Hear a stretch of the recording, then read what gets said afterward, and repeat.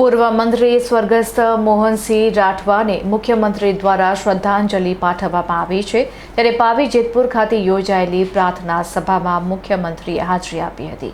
ગુજરાતના મુખ્યમંત્રી ભૂપેન્દ્ર પટેલે પાવી જેતપુર ખાતે રાજ્યના પૂર્વ મંત્રી અને આદિવાસી સમાજના દિગ્ગજ તથા અગ્રણી સેવક સ્વર્ગસ્થ મોહનસિંહ રાઠવાની પ્રાર્થના સભામાં વિશેષ ઉપસ્થિત રહીને તેમને ભાવભીની શ્રદ્ધાંજલિ અર્પણ કરી હતી।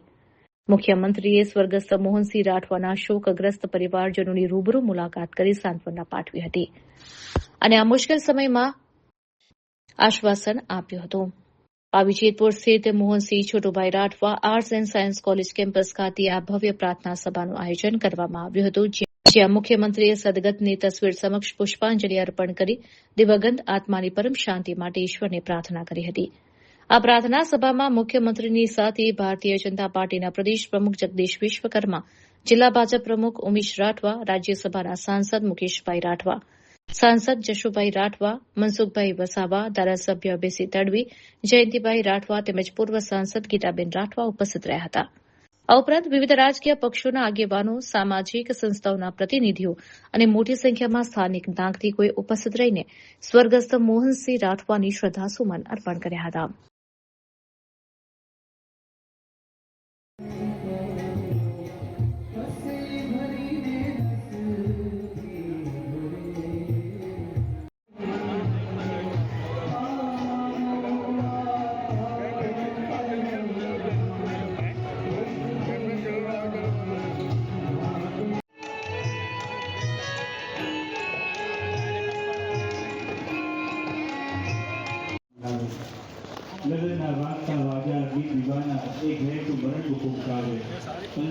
જેમણે પોતાનું જીવન લોકસેવા માટે સમર્પિત કરી દીધું એવા આદિવાસીઓના મસીહા સ્વર્ગસ્થ મોહનસિંહ રાઠવા સાહેબ જે આપણી વચ્ચે રહ્યા નથી, એમને આજે શ્રદ્ધાંજલિ આપવા માટે ગુજરાતના માનનીય મુખ્યમંત્રી શ્રી ભૂપેન્દ્રભાઈ પટેલ, ભારતીય જનતા પાર્ટીના યશસ્વી અધ્યક્ષ આદરણીય જગદીશભાઈ વિશ્વકર્મા તથા આદિવાસી નેતાઓ ઉપસ્થિત રહ્યા અને આ વિસ્તારની અંદર લોકોએ એમને શ્રદ્ધાસુમન અર્પણ કર્યા।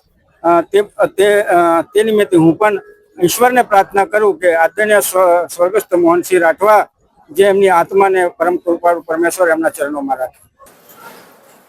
સ્વર્ગસ્થ મોહનસિંહ કાકા જે અત્યારે કદાચ હાલ આપની વચ્ચે શરીરની દ્રષ્ટિએ નથી, પણ મોહનસિંહ કાકા એ આપણા સૌ માટે એક માર્ગદર્શક અને એક પ્રેરણા સ્ત્રોત રહ્યા છે।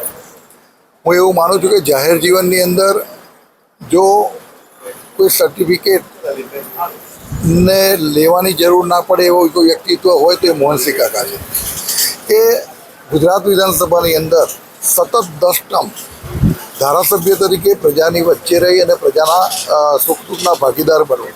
અને આજે આપણે એમના બેસતાની અંદર પણ જોઈ શકીએ છીએ કે આજની તારીખમાં પણ પ્રજાનો એમની વચ્ચેનો પ્રેમ એટલો દેખાઈ આવે છે કે મોહનસિંહ કાકાને લોકપ્રિયતા માટે કંઈ જ કહેવાનું રહેતું નથી। ભગવાન મોહનસિંહ કાકાના આત્માને શાંતિ આપે, એમના કુટુંબીજનો પર અને આપણા સૌ પર જે આ આઘાત સહન કરવાની તાકાત આપે। પણ હું એટલું ચોક્કસ કહીશ કે 1972 એટલે મારા જન્મદિવસ પહેલેથી જે વ્યક્તિને મેં ધારાસભ્ય તરીકે પહેલી વખત જ્યારે ચૂંટાયા હોય અને મારો 78મો જન્મ હોય અને હું એમની સાથે જ્યારે 2012થી ધારાસભ્ય તરીકે 2012 અને 2017 એમ 2 વખતે મોહનસિંહ કાકા જોડે મારે કામ કરવાનો જે મને મોકો મળ્યો, હું નસીબદાર છું। અને એમને જે હું જોઈને શીખતો હતો, મને એવું લાગે છે કે આવું વ્યક્તિત્વ, એ અદ્ભુત વ્યક્તિત્વ મળવું ખૂબ મુશ્કેલ છે। ફરી એક વખત પરમ કૃપાળુ પરમાત્મા એમના આત્માને શાંતિ આપે એ પ્રાર્થના। જેમના સાથે વર્ષો સુધી 17 વર્ષ સુધી વિધાનસભામાં એક સાથી તરીકે કામ કર્યું, મિનિસ્ટર તરીકે મંત્રીમંડળમાં પણ જેમના સાથે મને કામ કરવાનો મોકો મળ્યો હતો એવા મારા એક આત્મીય મિત્ર મોહનસિંહભાઈ રાઠવાના અવસાન નિમિત્તે આજે પરિવારને મળવા અને એમની આ શોક સભામાં ઉપસ્થિત રહેવા માટે આવવાનું થયું।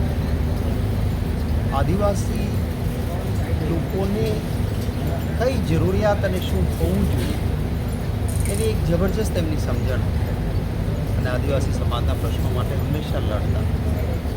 વિધાનસભામાં ક્યારેય પણ બોલવાનું હોય તો પૂરતી તૈયારી સાથે બોલવાનું, લોકહિતની વાત કરવાની, લોક પ્રશ્નોને ઉઠાવવાની કોંગ્રેસ પક્ષ તરફથી વિધાનસભા કોંગ્રેસ પક્ષના નેતા તરીકે પણ એમણે કામ કર્યું. નિષ્ઠા અને પ્રમાણિકતાથી જ્યારે સ્વર્ગસ્થ અહેમદભાઈ પટેલની રાજ્યસભાની ચૂંટણી હતી ત્યારે એમણે એક ખૂબ સક્રિય અને સારો રોલ પક્ષ માટેનો કરેલ હતો. હું સ્વર્ગસ્થ મોહનસિંહભાઈને શ્રદ્ધા સુમન સમર્પિત કરું છું. એમના આત્માની શાંતિ માટે પ્રાર્થના કરું અને પરિવારજનો ઉપર જે દુખાવી પડ્યું છે સહન કરવાની ઈશ્વર શક્તિ આપે.